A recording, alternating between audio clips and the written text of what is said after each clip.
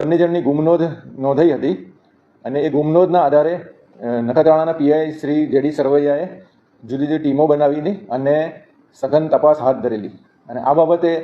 તમામ પ્રકારે technical intelligence અને ટેકનિકલ સર્વેલન્સ અને હ્યુમન ઇન્ટેલિજન્સનો સહારો લઈને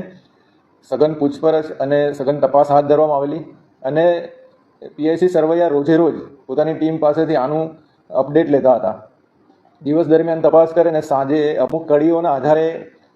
ખબર પડી કે જે બંને છોકરો અને છોકરી જે ગુમ થયા હતા એ બંનેને છેલ્લા 2 વર્ષથી પ્રેમ સંબંધ હતો અને એ પ્રેમ સંબંધ એ છોકરીના મા બાપને ઘરવાળાને પસંદ નહોતો. એટલે આ સૌથી પહેલો જે ડાઉટ ગયો એ ગયો કે છોકરાની ગુમનોંધ પહેલી નોંધાઈ હતી અને પછી છોકરીની ગુમનોંધ પછી નોંધાવવામાં આવેલી. એ પણ પોલીસના કહેવાથી એ લોકો ગુમનોંધ નોંધાવવા આવેલા અને આ બંને છોકરો અને છોકરી 3 ફેબ્રુઆરીએ ગુમ થઈ ગયેલા હતા. એની આ સમગ્ર આટલા સમય દરમિયાન તપાસ કરી અને પછી જે તપાસ દરમિયાન ટેકનિકલ સર્વેલન્સ ને હ્યુમન ઇન્ટેલિજન્સ દ્વારા અને રોજે રોજ અપડેટ લેવા દ્વારા એવી ખબર પડી કે જે છોકરી છે સોનુ ઉર્ફે નાથી, એના પિતા વંકાભાઈ ઉર્ફે રાજાભાઈ રબારી,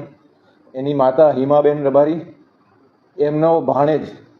જેનું નામ છે સોમા ઉર્ફે પબા રબારી અને આ વંકાભાઈનો છોકરો જે કાયદાના સંઘર્ષમાં આવેલો છે. આ 4 જણાએ ભેગા થઈને આ લોકોની હત્યા કરી છે એવી જે તપાસમાં હકીકત નીકળી એ આધારે નખત્રાણા પોલીસ દ્વારા ગુનો દાખલ કરવામાં આવ્યો છે અને 4 જણની અટકાયત કરવામાં આવી છે.